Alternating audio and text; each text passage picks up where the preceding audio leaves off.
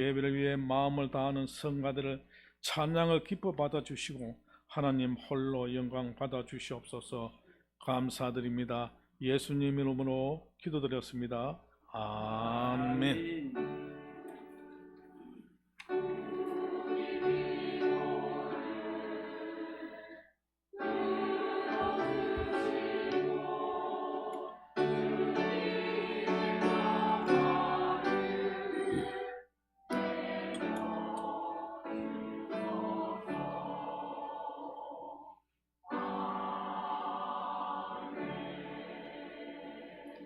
하나님 말씀 출애굽기 8장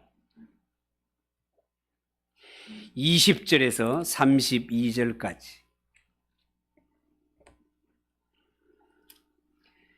구약성경 출애굽기 8장 20절에서 32절입니다. 한 절씩 교독하겠습니다. 여호와께서 모세에게 이르시되 아침에 일찍 일어나 바로 앞에 서라. 그가 물리는 곳으로 나오리니 그에게 이르기를 여호와께서 이와 같이 말씀하시기를 내 백성을 보내라. 그러면 그들이 나를 섬길 것이니라.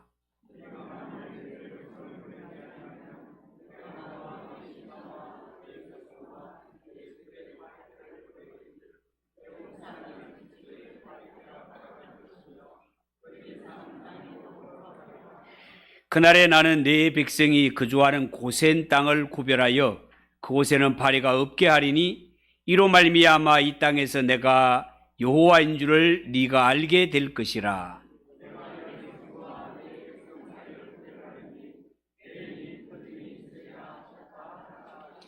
여호와께서 그와 같이 하시니 무수한 파리가 바로의 궁과 그의 신나의 집과 애굽 온 땅에 이르니 파리로 말미암아 그 땅이 황폐하였더라.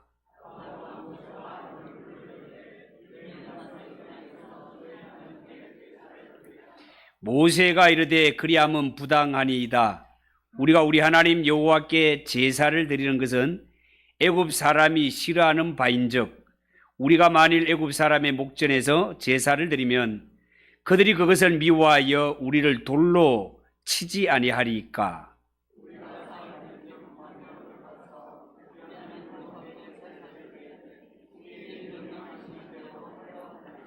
바로가 이르되 내가 너희를 보내리니 너희가 너희의 하나님 여호와께 광야에서 제사를 드릴 것이나 너무 멀리 가지는 말라. 그런즉 너희는 나를 위하여 간구하라.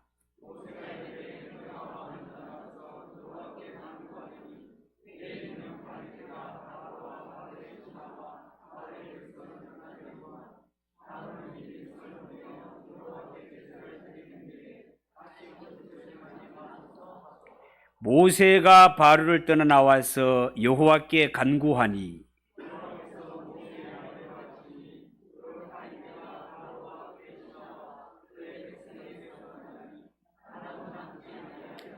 같이 읽읍시다. 그러나 바로가 이때에도 그의 마음을 완강하게 하여 백성을 보내지 아니하였더라. 아멘. 이 시간 찬양을 받으신 하나님께 영광의 박수를 올려드리겠습니다. 옆에 분들과 인사합시다. 잘 오셨습니다. 은혜 받읍시다.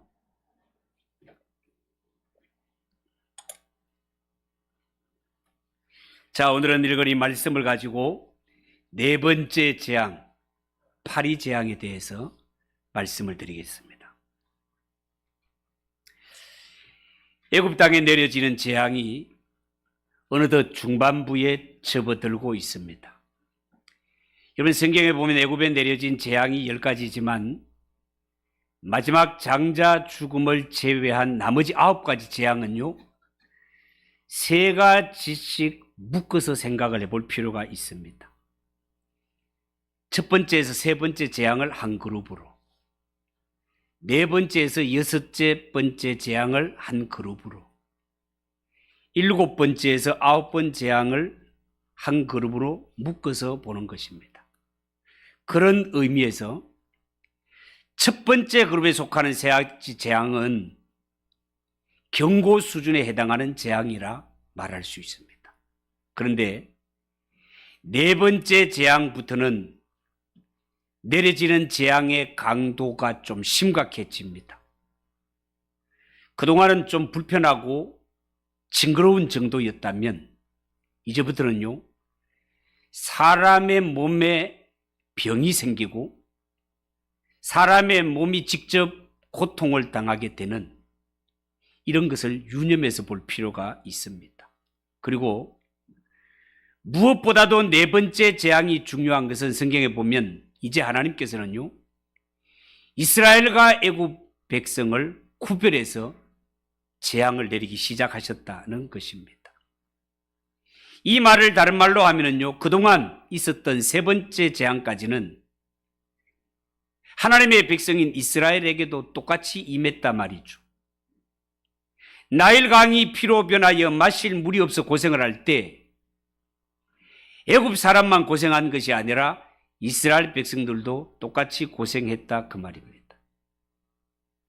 개구리들이 물에서 올라와서 집안에 버글버글거리고 티끌이 이로 변하여 피를 빨아낼 때 이스라엘 백성들도 똑같이 괴로움을 당했다 말입니다.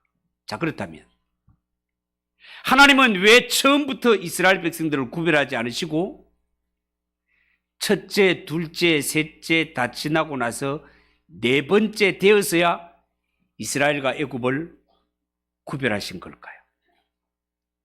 인간적인 눈으로 보면 어쩌면 하나님이 택하신 백성을 세 번의 재앙까지 구별하지 않았다는 것이 섭섭하게 느껴질 수도 있습니다.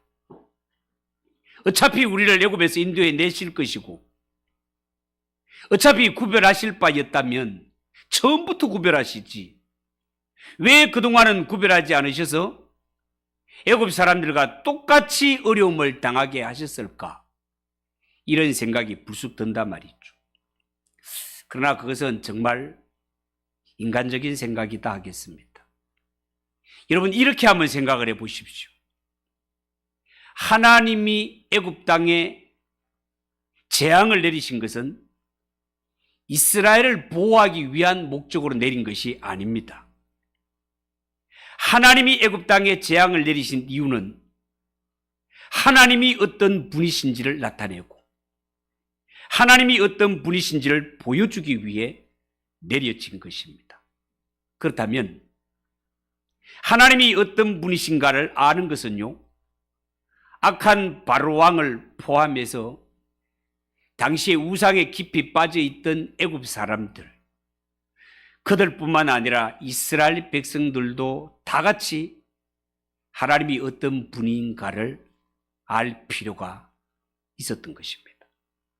그래서 하나님은 첫 번째, 세 번째 재앙까지는 애굽인들도 이스라엘 백성들도 똑같이 어려움을 겪게 하셨고, 이제 네 번째 재앙에 이르러서 이스라엘 백성들과 애굽 사람들을 구별함으로 말미암아 지금 내려지는 이 재앙은 단순히 무슨 자연 현상으로 일어나는 것이 아니라는 것을 똑같이 보여주시는 가운데 이는 하나님이 행하시는 일이라는 것을 깨닫게 하는데 목적이 있는 것입니다.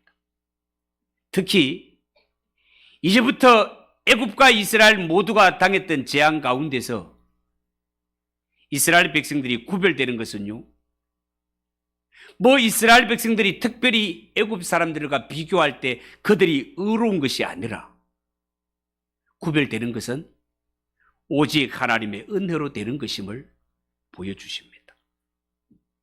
여러분, 옛날이나 지금이나 하나님이 하나님의 백성들에게 큰 일을 행하시는 것은요, 단순히 하나님의 백성들이 이 땅에 살아갈 때 육체를 잘되게 하기 위함보다가 이 모든 일을 통해서 하나님을 바로 알고 하나님을 바로 섬기게 하는데 목적이 있는 것입니다.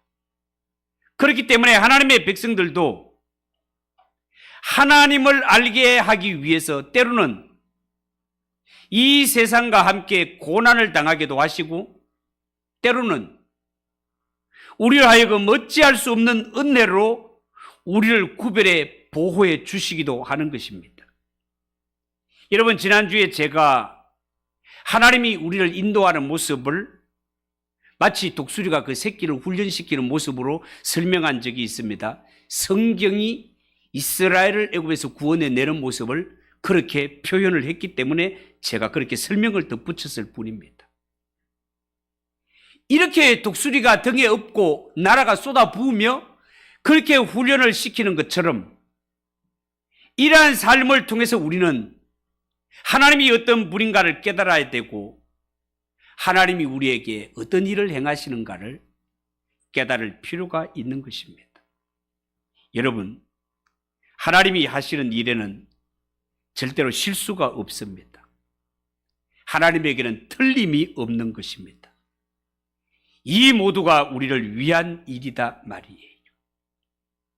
독수리가 새끼를 등에 업고 올라가서 쏟아 부을 때 독수리는 떨어지지 않기 위해 살기 위해 날개를 퍼덕퍼덕이며 떨어질 때 땅바닥에 곧 떨어질 때가 되면 다시 와서 등에 업고 올라가서 다시 쏟아붓고 부딪히려고 하면 다시 업고 이러는 가운데 독수리 새끼가 살기 위해 날개를 퍼덕퍼덕이는 가운데 날개의 힘을 얻어 창국을 향해 날아오르는 것처럼 하나님의 백성들도 고난과 역경 속에 이 세상에서 넘어졌다 일어서고 넘어졌다 일어서는 이러한 훈련을 반복하는 가운데 나도 모르는 사이에 저 하나님의 나라를 물려받을 하나님의 자녀로 십자가의 군병으로 거듭나는 것이 하나님이 예비해 놓으신 훈련의 길이다 말입니다. 자, 오늘 성경을 통해서 첫 번째 살펴볼 것은 하나님은 또다시 바로에게 내 백성을 내보내라고 말씀하고 있습니다. 20절을 한번 보십시오. 20절 여러분 한번 크게 한번 읽어보십시오. 시작.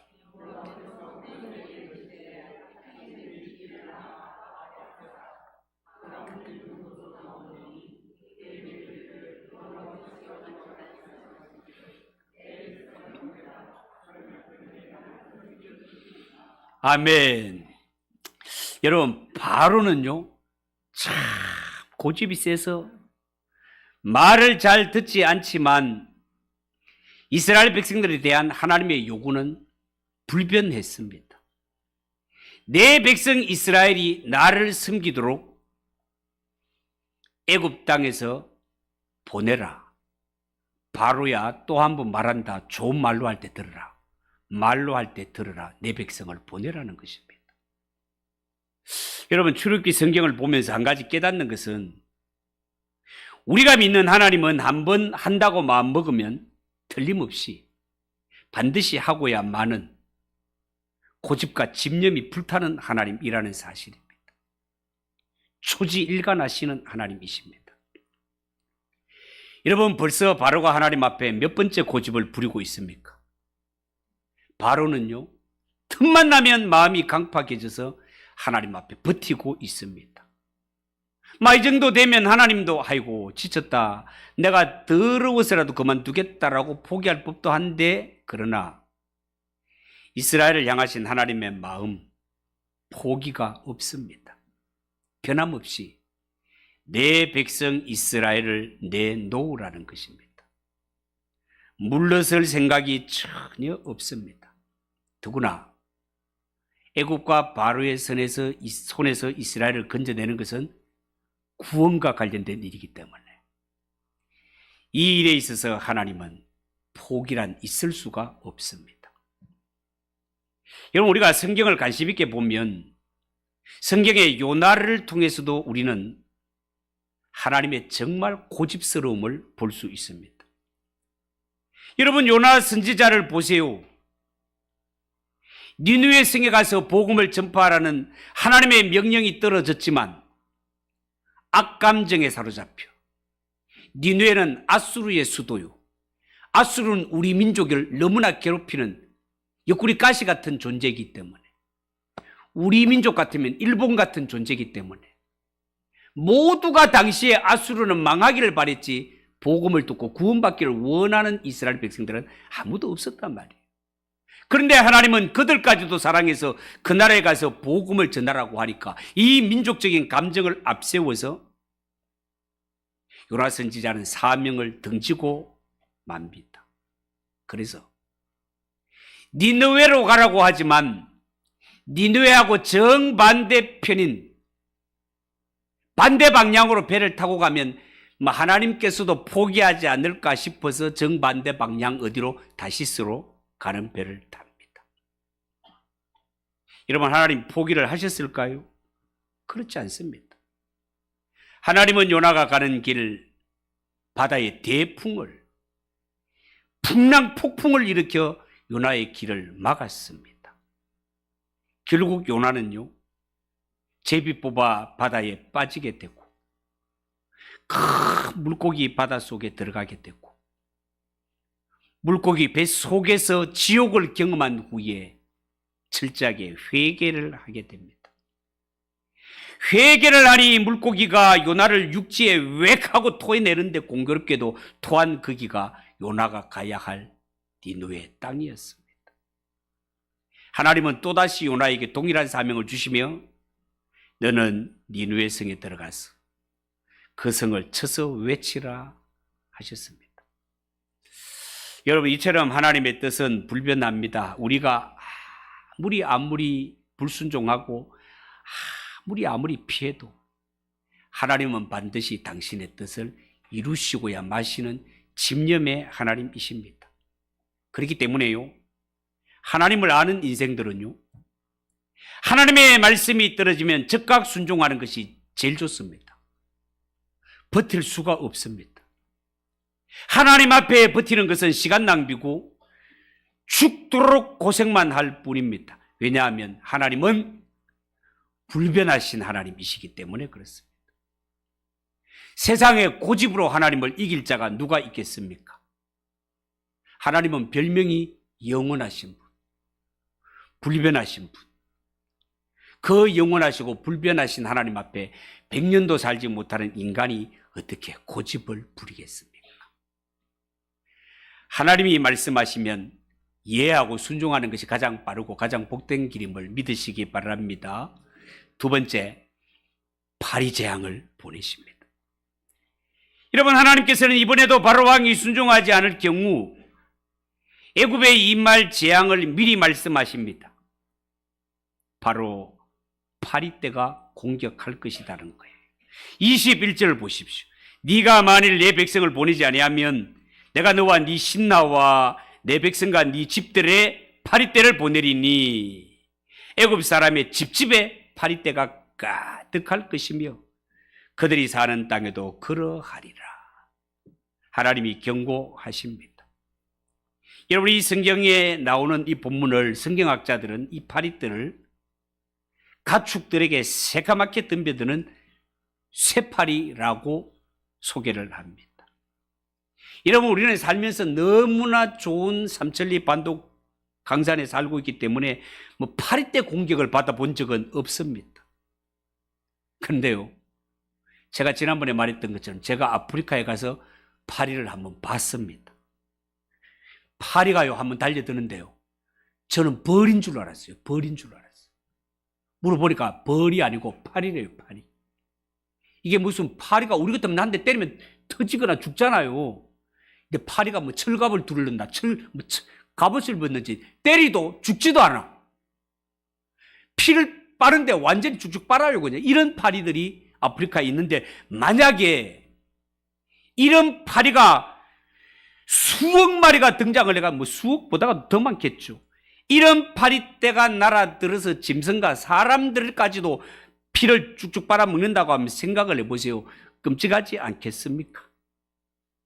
여러분, 하나님께서는 이 약한 바로왕을 공격할 때 엄청난 군대를 사용하지 않으시고 세상에 그렇게 미약한 미물들을 이용해서 바로왕을 공격해서 완전히 항복하게 하시는 것을 보게 됩니다. 하나님의 능력과 지혜가 얼마나 놀랍습니까? 우리는 전능하신 하나님을 믿는다면서도 때로는 늘 틀에 박힌 생각에 빠져 있을 수 있는 사람들입니다. 애굽과 싸우려면 군사는 몇 명을 동원해야 될까 숫자 튕기기 바쁘고 이 숫자가 동원되려면 먹을 양식은 얼마가 되고 무기는 얼마나 준비해야 되고 며칠에 걸려서 그곳을 점령할 것이며 이 전쟁을 통해서 도대체 몇 명이나 희생을 당할 것인가, 이런 것 계산하기에 바쁩니다. 그러나 하나님이 이 일을 행하실 때 그 능력과 지혜를 한번 보세요. 하나님은요, 당시에 적군의 레이더에 잡히지도 않고 기름 한 방울도 들지 않고 식량이나 무장도 필요치 않는 파리떼를 동원해서 애굽을 치십니다. 이처럼 우리가 믿는 하나님은요, 정말 하찮게 여기기 쉬운 지극히 작은 것도 직접 조종하시고 통솔하시는 하나님이십니다.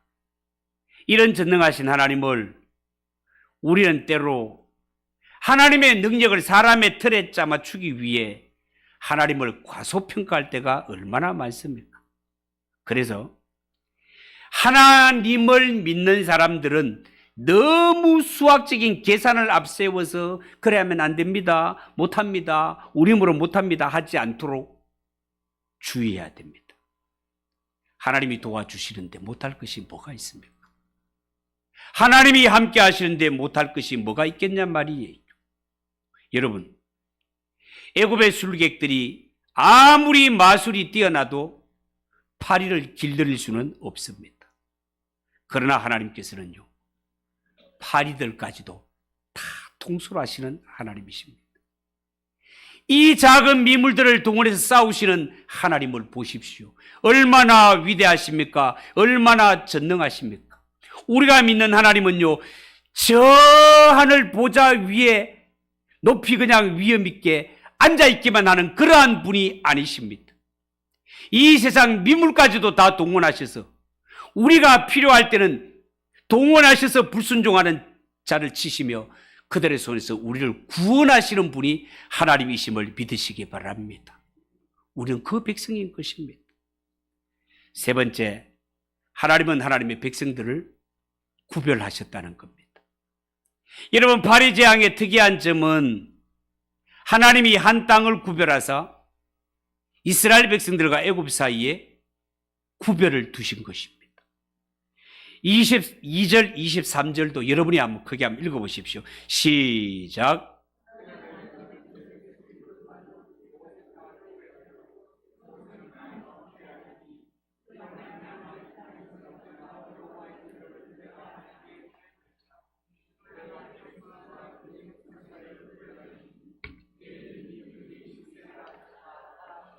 아멘. 여러분, 나일강이 피로 변했을 때는요, 애굽 사람들은 물론이고 이스라엘 백성들에게도 불편함이 있었습니다. 왜냐하면 나일강은 애굽의 유일한 젖줄이고 생명줄인데 애굽 땅 안에 이스라엘 사람들이 살고 있었기 때문에 그렇습니다. 자, 그런데 성경에 보니 하나님께서 바리새왕부터는 이스라엘과 애굽 사이에 뚜렷한 구별을 두셨습니다. 여러분, 사람이 세상에 살면서 똑같은 고난을 당하는 것 같더라도 하나님을 믿는 자와 믿지 않는 자가 당하는 고난 의미 자체가 다릅니다. 불신자에게는 고난이 심판의 도구이지만 하나님의 백성 성도들이 당하는 고난은 하나님이 영적으로 그들을 연단시키기 위해 주는 것입니다. 그리고 하나님은 믿는 자가 고난을 당할 때는 피할 길을 주시고 능히 이기게 하시겠다라고 약속하셨습니다. 그렇기 때문에 우리 하나님의 백성들은 살아가면서 하나님이 나에게 고난을 주시든지 은혜를 주시든지 이 모든 것은 우리를 위한 것이니 감사함으로 받으면 버릴 것이 없음을 믿으시기 바랍니다. 네 번째, 바로가 타협을 해옵니다. 바로가 타협을 해옵니다.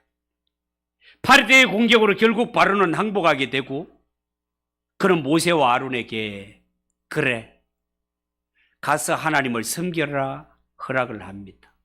자, 그런데요, 바로는 고집이 세고 악하기 때문에 그런 가운데도 아주 그릇한 모습으로 타협을 요구해 옵니다. 25절을 한번 보십시오. 바로가 모세와 아론을 불러 이르되 너희는 가서 이 땅에서 너희 하나님께 제사를 드리라. 너희는 가서 이 땅에서 너희 하나님께 제사를 드리라고 합니다. 여기에 위험한 함정이 있고 바로왕의 교활한 속셈이 들어 있습니다. 얼핏 보면 바로왕이 이스라엘을 보내주는 것처럼 보이는데 실상은 이 땅에서 제사를 드리라고 할 뿐 이스라엘의 발목을 붙잡는 것은 여전했단 말이에요. 그러니까 바로의 요구는 이스라엘 너희가 하나님을 섬기되 이 땅은 떠나지 마라. 이 땅은 떠나지 말라는 거예요. 이 말을 신앙과 연결을 하면 어떤 말이 되는가 하면 그래 너희가 예수는 믿되 예배당은 가되 삶은 바꾸지 말고 예배만 드려라 그 말입니다. 겉으로 보면 인심을 쓰는 것 같습니다. 그러나 이거는 마귀의 유혹이고 마귀의 속임수입니다. 여러분 마귀는 옛날에도 오늘날도 똑같이 우리에게 이렇게 말합니다. 그래 원하면 가서 예배는 드려라. 그러나 일요일 날만 가서 예배 드리고 삶은 바꾸지 마라. 삶은 바꾸지 마라. 예수는 믿고 예배는 드리되 불신자들하고 똑같이 살라는 것입니다. 그러나 하나님의 요구는 분명합니다. 그게 뭡니까? 애굽 땅을 완전히 떠나라는 것입니다. 애굽 땅을 완전히 떠나는 것입니다. 그것도 몸만 떠나는 것이 아니고 너의 마음도 정신도 영혼도 완전히 떠나 완전히 다른 곳으로 가라는 것입니다. 그런데 마귀는 그렇게 말하지 않습니다. 예배는 드리고 예배당에는 가되 삶은 불신자들하고 똑같이 살아라. 그렇게 말합니다. 여러분 오늘날 믿는 성도들 가운데도 이러한 마귀 유혹에 넘어가서 슬쩍슬쩍 타협하는 자들이 얼마나 많습니까? 일주일에 딱 한 번 예배만 드려주면 모든 것을 다 한 것 같고 사람의 눈만 피하면 성공할 것 같습니다. 이런 마음은 마귀에게 속는 것입니다. 여러분 하나님이 우리를 향한 마음은 우리의 몸만 여기에 와 있는 것이 아닙니다. 하나님은 우리가 출애굽할 때 몸만 나가는 것이 아니라 몸도 마음도 영혼도 함께 나가기를 원하고 계십니다. 왜냐하면 예수를 믿는다면서도 삶이 변하지 않으면 그 믿음은 거짓이기 때문에 그렇습니다. 하나님은 한평생 예수를 믿어도 그냥 그런 척하면서 믿는 것이 아니라 우리의 본분과 신분이 바뀌기를 원하는 것입니다. 430년 너무나 오랫동안 종사를 하다 보니까 종의 근성이 너무너무 오래 배여서 혈통은 유대 혈통을 가지고 있지만 말하는 것과 삶의 방식은 다 애굽 사람인 것처럼 너무나 오랫동안 마귀의 종으로 살다 보니 예수 믿는 성도도 예배당에 왔다 갔다 하지만 삶의 모습과 말하는 것이 불신자하고 똑같은 경우들이 얼마든지 나타날 수 있다 그 말입니다. 성경은 우리에게 말합니다. 열매를 봄으로 나무를 알리라. 열매를 봄으로 나무를 알리라. 사과가 달리면 사과나무요 배가 달리면 배나무입니다. 정직과 진실과 거룩이 삶의 열매로 맺히면 하나님께 속한 자이지만 거짓과 이러한 것들이 열매로 맺히게 되면 두말할 것 없이 마귀에게 속한 것입니다. 열매를 봄으로 나무를 알리라. 열매를 봄으로 나무를 알리라.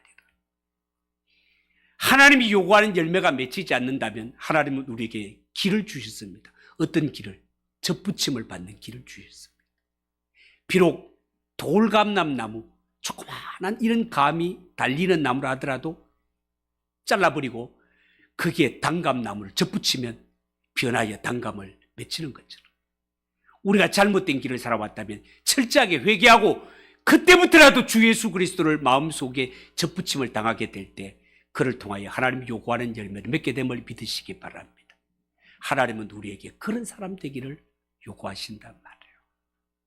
여러분, 하나님이 우리를 택하시고 우리를 구원하신 것은 우리를 하여금 애굽에서 떠나게 하기 위함입니다. 애굽이 아닌 다른 세계로 인도하기 위함입니다. 삶은 바꾸지 않고 예배만 드리는 것은 마귀의 유혹입니다. 28절을 보십시오. 바로가 이르되 내가 너희를 보내리니 너희가 너희 하나님 여호와께 광야에서 제사를 드릴 것이나 너무 멀리 가지는 말라. 그런즉 너희는 나를 위하여 간구하라. 그렇게 말합니다. 바로가 항복하는 척합니다. 가되 너무 멀리 가지는 말라. 얼마나 교활한 말입니까? 하나님께 예배 드리러는 가되 빨리 마치고 애굽으로 돌아와가지고 노예 생활은 계속해라. 뭐 이런 이야기입니다, 여러분. 바로는 그런 존재예요. 여러분, 우리 기독교가 말하는 구원, 하나님이 독생자를 버리면서까지 우리를 구원하신 이 구원은 애굽과 가나안을 왔다 갔다 하는 것이 아니고 애굽 땅을 완전히 떠나 가나안으로 가는 것입니다. 완전히 떠나 다른 세계로 가는 것입니다.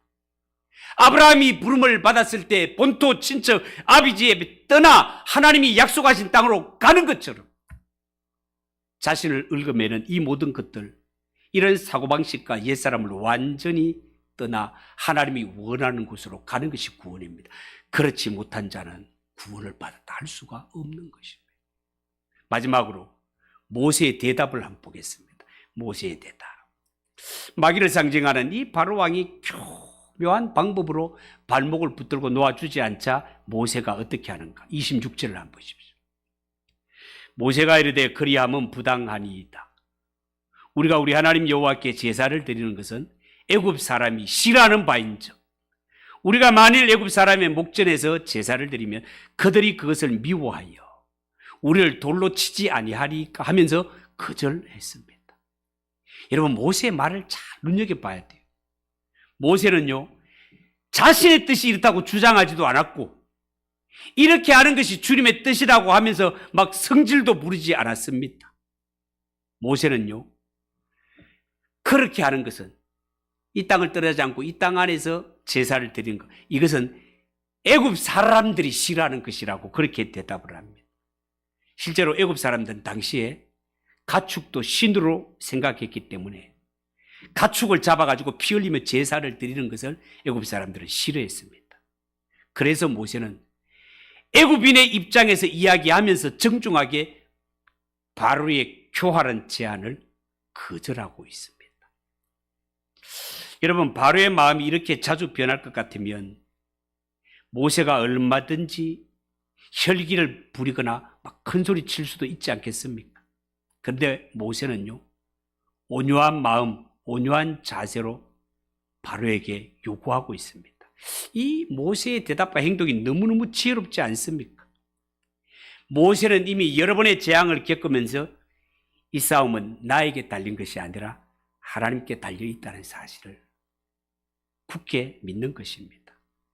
이런 면에서 교회를 섬기는 지도자들도 할 수 있으면 교회를 섬길 때 혹은 가정을 섬길 때 온유하고 겸손한 마음으로 섬기는 것이 옳습니다.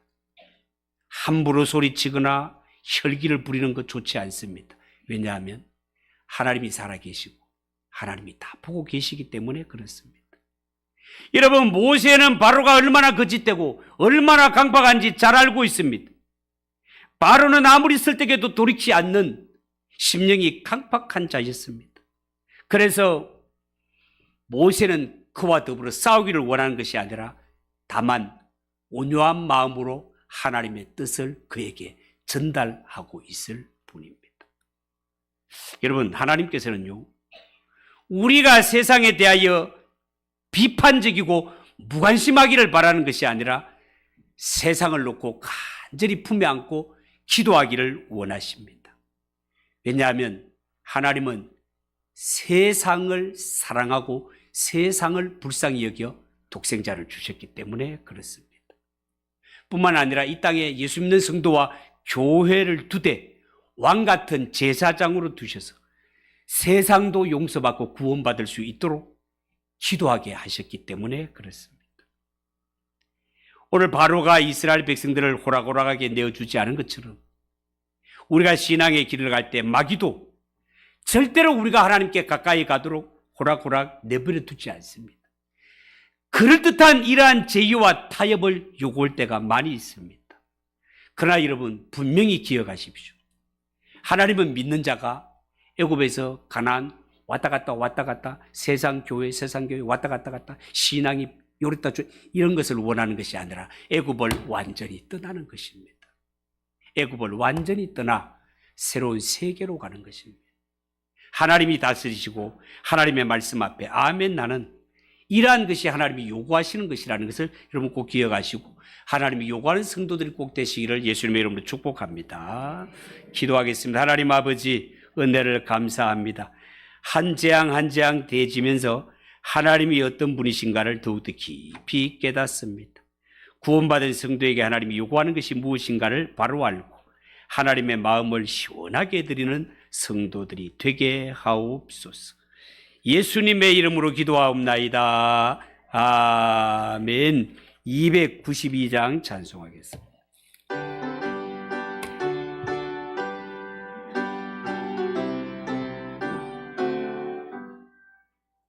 주 없이 살 수 없는 죄인 내 구주여 그 귀한 보배 피로 날 구속하소서. 구주의 사랑으로 흘리신 보혈이 내 소망 나의 위 내 영광 됩니다.